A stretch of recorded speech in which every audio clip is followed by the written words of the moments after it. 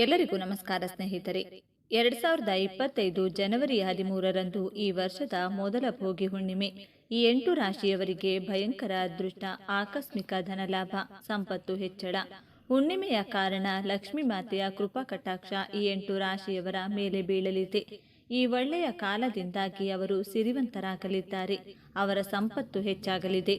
Bank balance ಜಾಸ್ತಿಯಾಗಲಿದೆ. ಆ ಅದೃಷ್ಟದ ರಾಶಿಗಳ ಕುರಿತು ತಿಳಿಯೋಣ ಬನ್ನಿ. ಅದಕ್ಕೂ ಮುಂಚೆ ನೀವಿನ್ನು ಚಾನಲ್ಗೆ ಸಬ್ಸ್ಕ್ರೈಬ್ ಆಗಿಲ್ಲ ಅಂದರೆ ಈಗಲೇ ಸಬ್ಸ್ಕ್ರೈಬ್ ಆಗಿ, ಹಾಗೆ ವಿಡಿಯೋಗೆ ಲೈಕ್ ಮಾಡಿ, ವಿಡಿಯೋ ಸ್ಕಿಪ್ ಮಾಡದೆ ಕೊನೆ ತನಕ ನೋಡಿ. ವೃಷಭ ರಾಶಿ. ವರ್ಷದ ಮೊದಲ ಹುಣ್ಣಿಮೆ ವೃಷಭ ರಾಶಿಯ ಲಗ್ನದ ಮನೆಯಲ್ಲಿ ಗಜಕೇಸರಿ ಯೋಗದ ನಿರ್ಮಾಣವಾಗಲಿದೆ. ಹಾಗಾಗಿ ವೃಷಭ ರಾಶಿಗೆ ಸೇರಿದ ಜನರು ಪ್ರತಿಯೊಂದು ಕ್ಷೇತ್ರದಲ್ಲಿ ಯಶಸ್ಸನ್ನು ಗಳಿಸುವ ಸಂಭವ ಸಾಕಷ್ಟು ಹೆಚ್ಚಾಗಿರುವುದು. ಬಹಳ ಸಮಯದಿಂದ ಅಪೂರ್ಣಗೊಂಡಿದ್ದಂತಹ ನಿಮ್ಮ ಕೆಲಸಗಳು ಈ ಅವಧಿಯಲ್ಲಿ ಮತ್ತೆ ಆರಂಭವಾಗುವ ಯೋಗವಿದೆ. ಲಕ್ಷ್ಮೀ ದೇವಿಯ ಕೃಪೆಯೊಂದಿಗೆ ಈ ಅವಧಿಯಲ್ಲಿ ನೀವು ಅದೃಷ್ಟದ ಸಂಪೂರ್ಣ ಬೆಂಬಲವನ್ನು ಪಡೆಯುವಿರಿ. ಜೊತೆಗೆ ಈ ಸಮಯದಲ್ಲಿ ವೃಷಭ ರಾಶಿಗೆ ಸೇರಿದ ಜನರು ತಮ್ಮ ಪ್ರತಿಯೊಂದು ಸಮಸ್ಯೆ ಮತ್ತು ಸವಾಲುಗಳನ್ನು ಬಹಳ ಸುಲಭವಾಗಿ ಎದುರಿಸುವರು.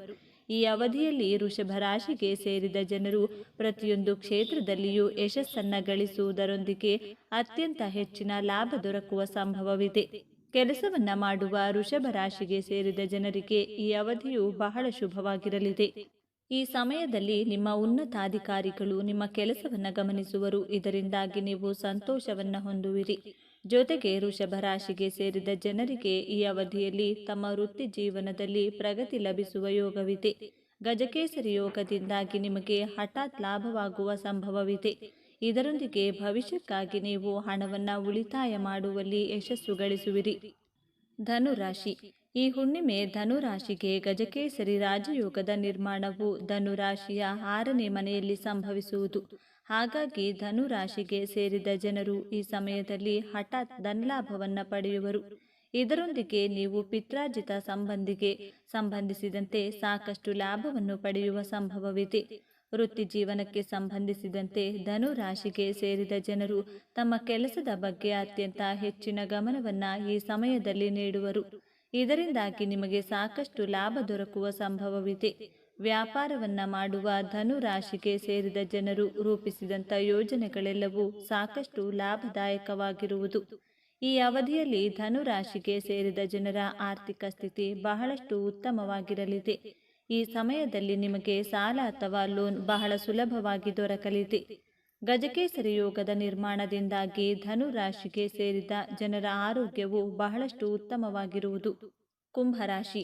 ವರ್ಷದ ಮೊದಲ ಹುಣ್ಣಿಮೆ ಕುಂಭರಾಶಿಗೆ ಸೇರಿದ ಜನರಿಗೆ ಗಜಕೇಸರಿ ರಾಜಯೋಗದ ನಿರ್ಮಾಣವು ಸಾಕಷ್ಟು ಲಾಭದಾಯಕವಾಗಿರುವುದು. ಈ ರಾಶಿಗೆ ಸೇರಿದ ಜನರು ಅದೃಷ್ಟದ ಸಂಪೂರ್ಣ ಬೆಂಬಲವನ್ನು ಈ ರಾಜಯೋಗದ ನಿರ್ಮಾಣದಿಂದಾಗಿ ಪಡೆಯುವರು. ಬಹಳ ಸಮಯದಿಂದ ನಿಮ್ಮ ಅಪೂರ್ಣಗೊಂಡ ಎಲ್ಲ ಕೆಲಸಗಳು ಈ ಸಮಯದಲ್ಲಿ ಒಂದರ ನಂತರ ಇನ್ನೊಂದರಂತೆ ಪೂರ್ಣಗೊಳ್ಳಲಿದೆ. ಜೊತೆಗೆ ಕುಂಭರಾಶಿಗೆ ಸೇರಿದ ಜನರು ಮಾಡಿದಂತಹ ಎಲ್ಲ ಕಠಿಣ ಪರಿಶ್ರಮಕ್ಕೂ ಈ ಅವಧಿಯಲ್ಲಿ ಅತ್ಯುತ್ತಮವಾದ ಫಲಿತಾಂಶ ದೊರಕುವ ಸಂಭವವಿದೆ. ಜೊತೆಗೆ ನೀವು ಈ ಸಮಯದಲ್ಲಿ ಅತ್ಯಂತ ಹೆಚ್ಚಿನ ಲಾಭವನ್ನು ಪಡೆಯುವಿರಿ. ಕೆಲಸವನ್ನ ಮಾಡುವ ಕುಂಭರಾಶಿಗೆ ಸೇರಿದ ಜನರು ಈ ಸಮಯದಲ್ಲಿ ಹೆಚ್ಚಿನ ಪ್ರಗತಿ ಮತ್ತು ಲಾಭವನ್ನು ಗಳಿಸುವ ಶುಭಯೋಗದ ನಿರ್ಮಾಣವಾಗುವುದು. ಲಕ್ಷ್ಮೀ ದೇವಿಯ ಕೃಪೆಯಿಂದಾಗಿ ನೀವು ಅತ್ಯಂತ ಹೆಚ್ಚಿನ ಧನಸಂಪತ್ತನ್ನು ಗಳಿಸುವ ಯೋಗವೂ ಕೂಡ ರೂಪುಗೊಳ್ಳಲಿದೆ. ಮೇಷರಾಶಿ.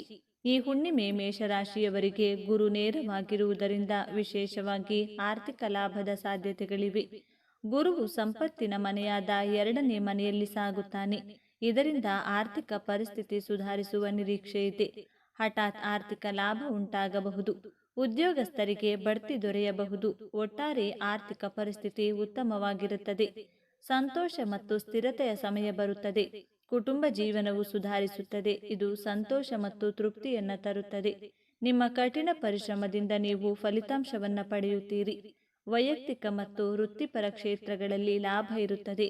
ಮೇಷರಾಶಿಯ ಜನರು ಧನಾತ್ಮಕ ಬದಲಾವಣೆಗಳಿಗೆ ಮತ್ತು ಆರ್ಥಿಕ ಸಮೃದ್ಧಿಗೆ ಸಿದ್ಧರಾಗಿರಬೇಕು. ಸಿಂಹರಾಶಿ.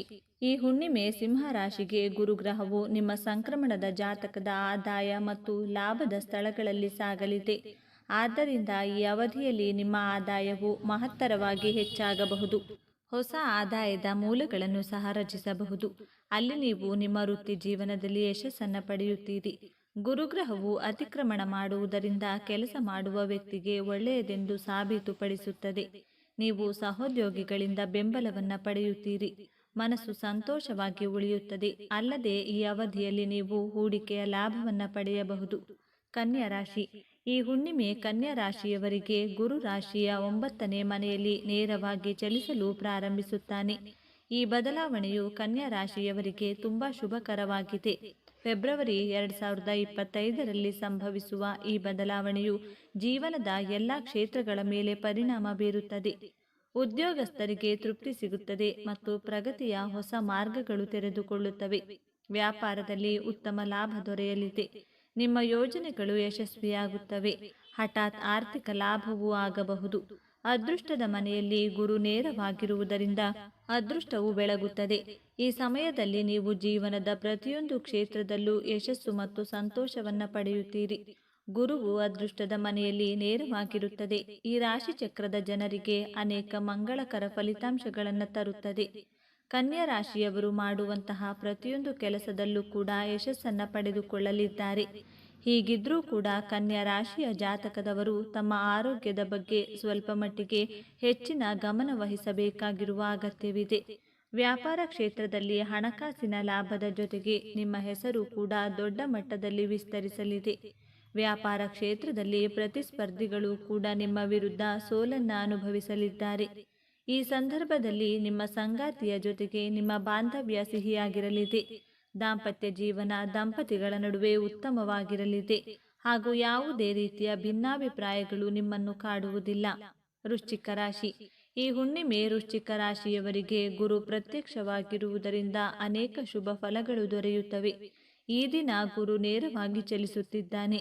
ಇದು ಉದ್ಯೋಗ ಮತ್ತು ವ್ಯವಹಾರ ಎರಡರಲ್ಲೂ ಲಾಭದಾಯಕವಾಗಿರುತ್ತದೆ. ಬಾಕಿ ಉಳಿದಿರುವ ಕೆಲಸಗಳು ಪೂರ್ಣಗೊಳ್ಳಲಿವೆ. ಗುರುಗ್ರಹದ ಪ್ರಭಾವದಿಂದ ಪ್ರಗತಿಯ ಹಾದಿಗಳು ತೆರೆದುಕೊಳ್ಳುತ್ತವೆ. ಗುರುವು 5ನೇ ಮನೆಯ ಅಧಿಪತಿಯಾಗಿದ್ದು 7ನೇ ಮನೆಯಲ್ಲಿ ಇರಿಸಲಾಗುವುದು. ಇದು ವೈಯಕ್ತಿಕ ಮತ್ತು ಕೆಲಸದ ಜೀವನದಲ್ಲಿ ಯಶಸ್ಸನ್ನು ತರುತ್ತದೆ. ಕೆಲಸ ಸ್ಥಗಿತವಾಗಿರುವವರಿಗೆ ಇದು ಉತ್ತಮ ಸಮಯ. ಕೆಲಸವು ಪೂರ್ಣಗೊಳ್ಳುತ್ತದೆ ಮತ್ತು ಅಡೆತಡೆಗಳು ನಿವಾರಣೆಯಾಗುತ್ತವೆ. ಉದ್ಯೋಗಸ್ಥರು ತಮ್ಮ ಸಹೋದ್ಯೋಗಿಗಳು ಮತ್ತು ಹಿರಿಯರಿಂದ ಸಂಪೂರ್ಣ ಬೆಂಬಲವನ್ನು ಪಡೆಯುತ್ತಾರೆ. ಇದು ವೃತ್ತಿ ಜೀವನದ ಪ್ರಗತಿಗೆ ಕಾರಣವಾಗುತ್ತದೆ. ವ್ಯಾಪಾರಸ್ಥರಿಗೂ ಈ ಸಮಯ ಶುಭಕರವಾಗಿದೆ. ಸಾಕಷ್ಟು ಹಣ ಬರುತ್ತದೆ ಮತ್ತು ಆದಾಯ ಹೆಚ್ಚಾಗುತ್ತದೆ. ಆರ್ಥಿಕ ಸ್ಥಿತಿಯು ಬಲವಾಗಿರುತ್ತದೆ. ಮಕರ ರಾಶಿ. ಈ ಹುಣ್ಣಿಮೆ ಮಕರ ರಾಶಿಯವರಿಗೆ ಇದು ಬದಲಾವಣೆಯ ಸಮಯವಾಗಿರುತ್ತದೆ. ಆದ್ದರಿಂದ ನಿಮ್ಮ ಜೀವನದಲ್ಲಿ ಸಕಾರಾತ್ಮಕ ಬದಲಾವಣೆಗಳನ್ನು ಸ್ವಾಗತಿಸಲು ಸಿದ್ಧರಾಗಿರಿ. ಇದ್ದಕ್ಕಿದ್ದಂತೆ ನಿಮ್ಮ ಸ್ಥಗಿತಗೊಂಡ ಪ್ರಚಾರವನ್ನು ಮತ್ತೆ ಪರಿಗಣಿಸಲಾಗುತ್ತದೆ. ನಿಮ್ಮ ಕೆಲಸವನ್ನು ಪ್ರಶಂಸಿಸಲಾಗುತ್ತದೆ. ವಿದೇಶಕ್ಕೆ ಹೋಗುವ ಸಂಭವವಿರುತ್ತದೆ. ಪೂರ್ಣ ಪರಿಶ್ರಮ ಮತ್ತು ಸಮರ್ಪಣೆಯೊಂದಿಗೆ ಕೆಲಸ ಮಾಡುವುದನ್ನು ಮುಂದುವರಿಸಿ. ಏಕೆಂದರೆ ಗುರುಗ್ರಹದ ಚಲನೆಯು ನಿಮಗೂ ಅನೇಕ ಅವಕಾಶಗಳನ್ನು ತರುತ್ತದೆ. ಮಕರ ರಾಶಿಯ ಜನರು ಗುರುವಿನ ನೇರ ಪ್ರಭಾವದಿಂದ ಅನೇಕ ಅವಕಾಶಗಳನ್ನು ಪಡೆಯುತ್ತಾರೆ. ಕೆಲಸದ ಸ್ಥಳದಲ್ಲಿ ಗೌರವ ಹೆಚ್ಚಾಗುತ್ತದೆ. ಸ್ನೇಹಿತರೆ, ಈ ಮಾಹಿತಿ ನಿಮಗೆ ಇಷ್ಟವಾಗಿದ್ದಲ್ಲಿ ದಯವಿಟ್ಟು ಶೇರ್ ಮಾಡಿ, ಲೈಕ್ ಮಾಡಿ ಮತ್ತು ನಮ್ಮ ಚಾನಲ್ಗೆ ಸಬ್ಸ್ಕ್ರೈಬ್ ಆಗಿ. ಎಲ್ಲರೂ ಭಕ್ತಿಯಿಂದ ಓಂ ಶ್ರೀ ಮಹಾಲಕ್ಷ್ಮಿ ನಮಃ ಅಂತ ಕಮೆಂಟ್ ಮಾಡಿ. ಧನ್ಯವಾದಗಳು.